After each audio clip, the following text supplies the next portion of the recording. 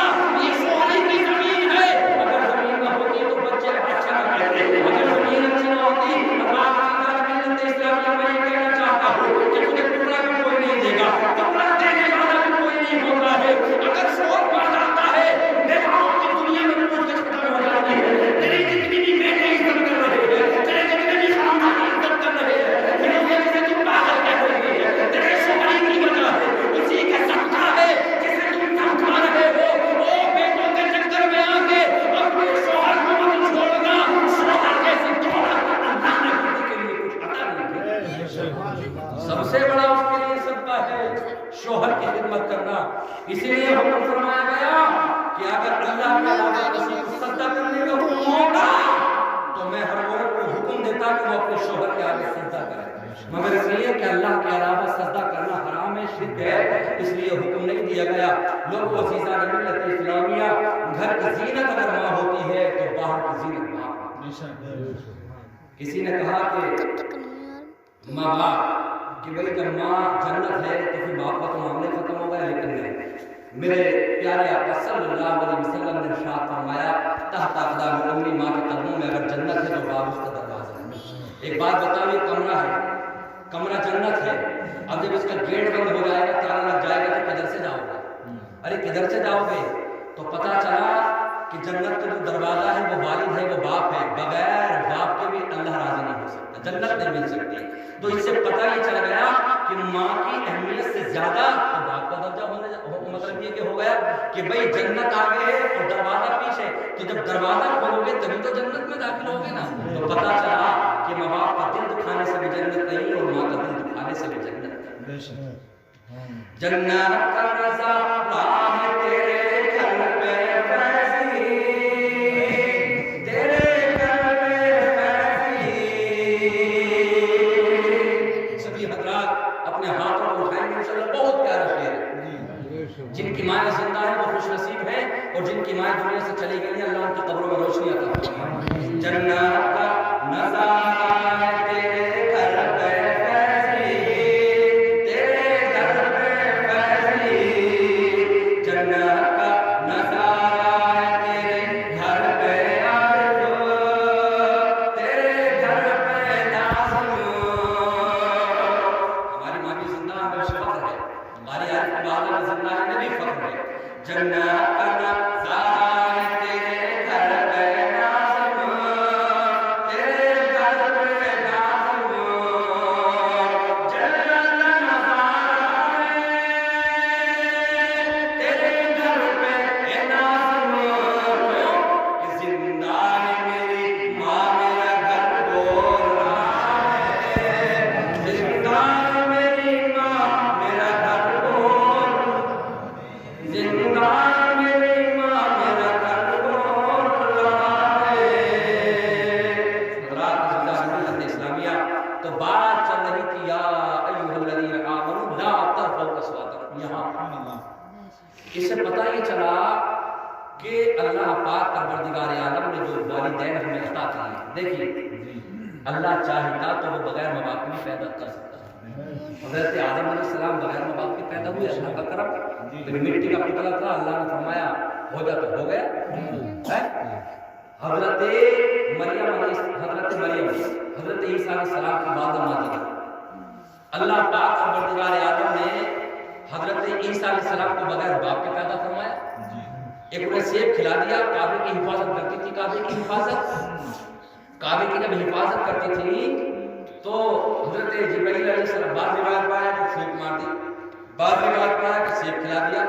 بہرحال ان کو بغیر والد کے جو ہے حضرت عیسیٰ علیہ السلام پیدا ہوئے.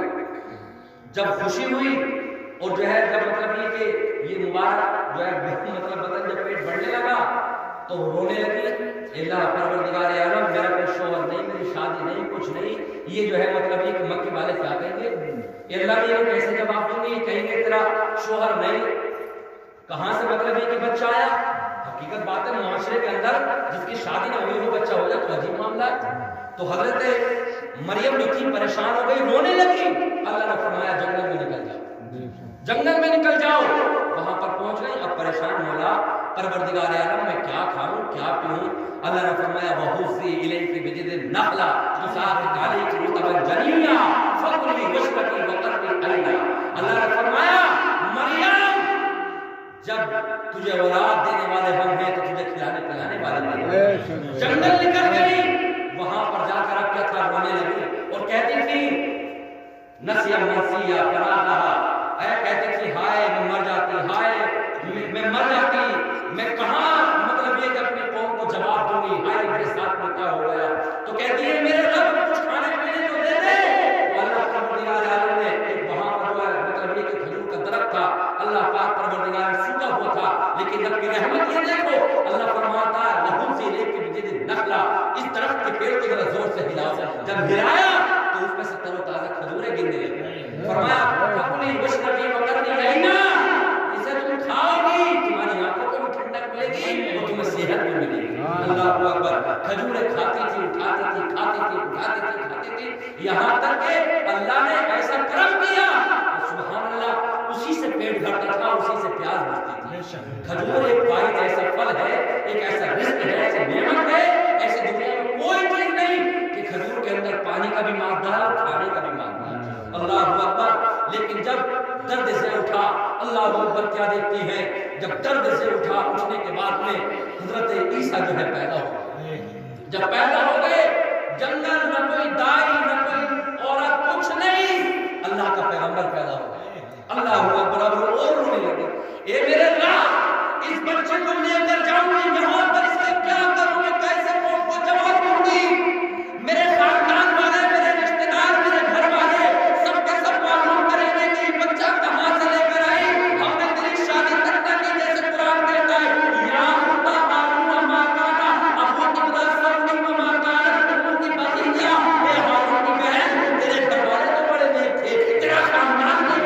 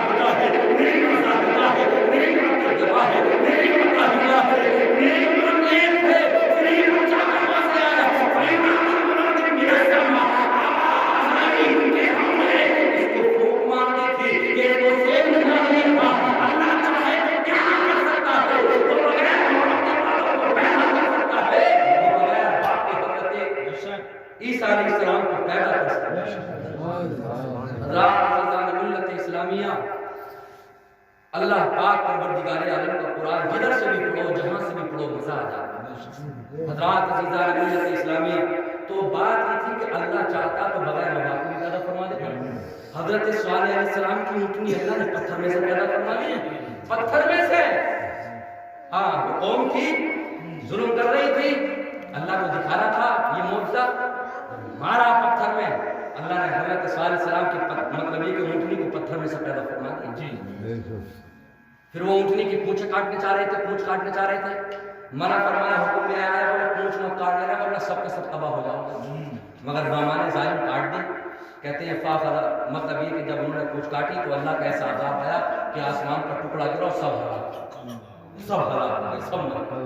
حضرات عزیزان ملت اسلامیہ، تو جنت کا نظارہ ہے تیرے گھر پہ فیضی، زندہ میری ماں میرا گھر بول رہا ہے۔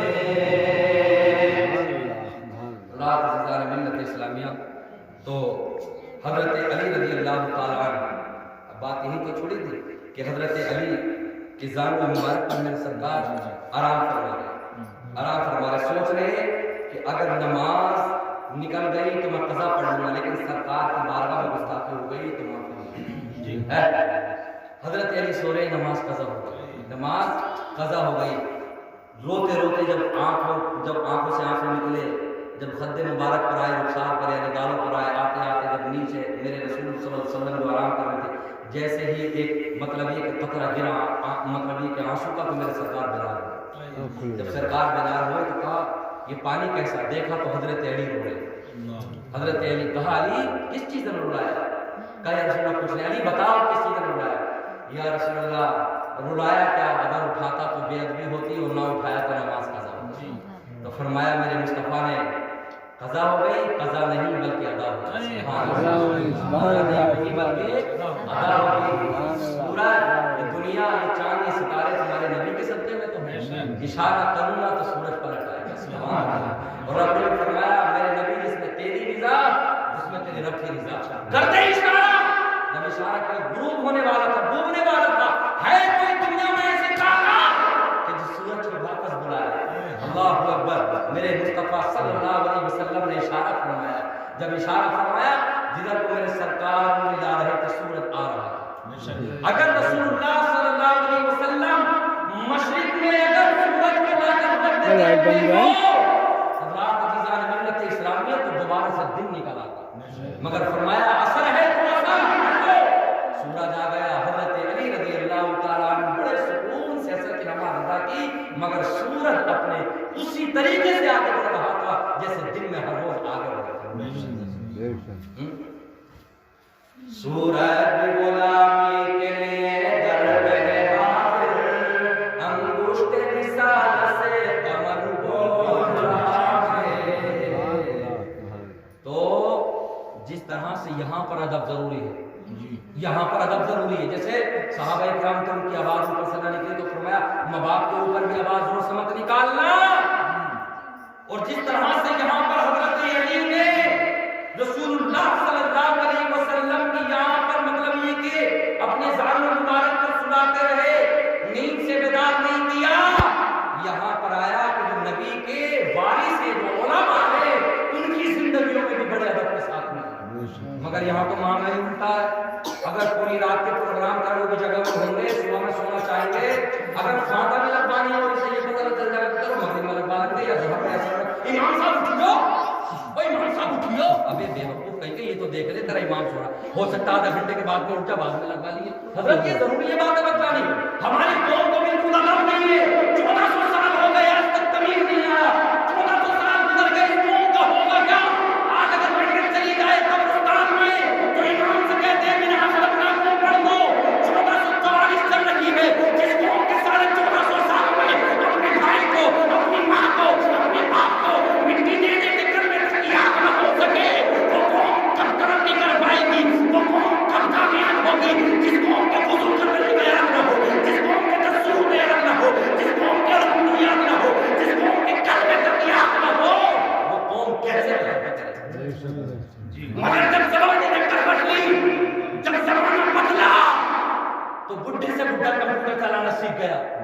جیسے بڈھا آدمی کسانی نئے طریقے سے کرنا سیکھ گیا، مشینری چلانا سیکھ گیا، جب تو بڑھاپے میں کمپیوٹر سیکھ سکتا ہے، جب تو بڑھاپے میں موبائل چلانا سیکھ سکتا ہے، تو یہ مت کہہ کہ میں نہیں جانتا، میری زبان نہ پلٹتی، اللہ کل قیامت میں کہے گا الم نجعل لہ عینین، وہ اندھا کہہ سکتا کیا میں نے تجھے آنکھیں نہیں لائی تھی؟ یہ اللہ دیکھتی، وہ لسان و شفتین، میں نے تجھے پڑھنے کے لیے زبان دی یا نہ دی؟ یہ مولا دی، تو پھر پتا تو نماز کے لیے یاد نہ کر سکا، جمعے کے لیے یاد نہ کر سکا۔ وہ لوگوں جب بھی امام کی بارگاہ میں آؤ، جیسے نبی کی بارگاہ میں صحابہ ادب کے ساتھ رہتے تھے، ویسے ہی اپنے امام کی ادب کے ساتھ رہتے۔ میں نے دیکھا ہے، اپنے اوپر مثال نہیں دے رہا، مولانا انوار صاحب رہ رہے پڑھے نیک آدمی بیچارے، شیکم پور میں بھی امامت کر کے گئے، 60-65 سال کی عمر، بہت نیک۔ میں تو کہتا ہوں اللہ کا بڑا کرم ہے کہ ایسے بزرگ اور ایسے اچھے آدمی کو اللہ نے ہمارے گاؤں میں امامت کے لیے بھیج دی۔ وہ بھی مجھ سے شکایت کر رہے، کہہ رہے یار حضرت ایک آدمی تیجے میں تقریر میں اس بات کو کہہ دوں، اگر سوتا ہوں کہیں سے بھی آیا ہوں، بالکل ادب نہیں ہے، بالکل طریقہ نہیں ہے، امام صاحب ذرا اٹھیو، ذرا فاتحہ پڑھ کے ذرا اٹھیو، ڈوری کر دیو۔ ابے ڈوری تو دو گھنٹے بعد بھی کرا سکتا ہے، یہ دیکھ لے۔ پتہ ہے کہ رسول اللہ صلی اللہ علیہ وسلم کی بارگاہ میں جبرائیل آتے تھے تو رب کا حکم تھا کہ جبرائیل جا تو رہے ہو مگر اٹھانے کا طریقہ بھی ہوتا ہے، میرے رسول کو اپنے کافوری ہونٹوں کو رکھ کر قدموں سے اٹھائیں۔ آہستہ آواز میں بھی تو اٹھا سکتے ہیں مگر بعض تو ہے، کیونکہ ہمارے پاس علم نہیں ہے نا، علم ہوتا تو ادب آتا، جب علم ہی نہیں ہے تو وہ تو وہی ہے، جب علم نہیں ہے تو جو ہمارے گھر میں بن رہے ہیں جن کا ہم دودھ پیتے ہیں ان سے اور ان سے کوئی فرق نہیں ہے، دونوں ایک ہی۔ ہاں دیکھیے علامہ امام غزالی رحمۃ اللہ علیہ نے فرمایا ہے کہ ایک جانور ہوتا ہے اور ایک بغیر پڑھا لکھا انسان ہوتا ہے، تو جانور اس سے کئی گنا بہتر ہے، اس لیے کہ اللہ نے اسے اشرف نہیں بنایا جانور کو، اللہ پاک پروردگار عالم نے انسان کو اشرف بنایا، تو اشرف ہو کر ایسی بات کرتا ہے تو جانور سے بھی بدتر ہے۔ لوگوں عزیزان ملت اسلامیہ، سب سے بڑی بات تو یہ ہے کہ 1450 سال میں جس قوم کے اپنے بھائی کو مٹی کے کلمے دینے تک تیار نہیں، قبرستان میں جاتے ہیں دیکھتے ہیں اے اللہم اغفر لحینا و میتنا و شاہدنا و غائبنا، اور سب سے بڑی بات تو یہ کہ جو قوم 6 مرتبہ الحمد نماز میں سنتی ہو، 2 مرتبہ مغرب میں، 2 مرتبہ عشاء میں، 2 مرتبہ فجر میں، پھر بھی اگر کہہ دو اس نمازی سے ذرا الحمد سنا دے جو رات دن 24 گھنٹے میں 6 مرتبہ امام سے آواز کے ساتھ میں الحمد سن رہا ہے، پسینے آ جائیں گے باز کو، مگر الحمد نہیں سنا سکتا، الحمد نہیں سنا سکتا، جبکہ 24 گھنٹے میں 6 مرتبہ امام آواز کے ساتھ میں کہہ رہا ہے الحمدللہ رب العالمین الرحمن الرحیم مالک یوم الدین ایاک نعبد و ایاک نستعین اهدنا الصراط المستقیم صراط الذین انعمت علیہم غیر المغضوب علیہم ولا الضالین۔ 6 مرتبہ سننے کے بعد بھی جو قوم اپنے ایمان کے ساتھ میں الحمد نہ پڑھ سکے، سنا نہ سکے، تو اس کے ایسے مطلب یہ کہ زندگی گزارنے سے فائدہ کیا ہے؟ حضرات عزیزان ملت اسلامیہ، نوجوانوں کا حال ہو، بزرگوں کا حال ہو، ہماری ماؤں کا حال ہو، بہنوں کا حال ہو، سب بالکل آپس میں ایک طرح سے سب مطلب یہ کہ صفا ہوا۔ خواتینوں میں دیکھو تو 2 چیز کی بس مطلب رات و دن دھونا، ایک زیور کی اور ایک کپڑوں کی، کسی چیز پر نہیں۔ شادی اگر آ جا اور اب بیچارے کا لاک ڈاؤن چل جا، کام نہیں چل جا، اور وہ یہ کہہ دے کہ شادی آ گئی کوئی بات نہیں ہے، ابھی تو نے 2 مہینے پہلے 3000-1500 رسول بنایا اس سے شادی کر، یہ تو دیکھ لیا تھا ہم نے، میں نے سے پہن کر پھر تو چاہے وہ قرض پہ لاب ہے، بیاج پہ لاب ہے، چندہ کا لاب ہے، مانگ کا لاب ہے، عزت بھرے گا نہ تو گھر میں نٹے رہی کر رہی ہے۔ اللہ کے نبی صلی اللہ علیہ وسلم نے ارشاد فرمایا قرآن کے بعد سب سے بڑی کتاب قرآن شریف، اللہ کے نبی ارشاد فرما کے آئے، رسول اللہ صلی اللہ علیہ وسلم نے ارشاد فرمایا الدنیا متاع و خیر متاع الدنیا المرأة الصالح، دنیا ایک سامان ہے، ساری دنیا ایک سامان ہے، تو نیک عورت لہو جنت، جن کو نیک عورت مل گئی اس کو جنت مل گئی، اور جن کو مل گئی تو سمجھ لو اس کو جہنم مل گئی۔ عورت وہ ہے، یہ دیکھے کہ میرے آدمی کی تنخواہ 3000 ہے،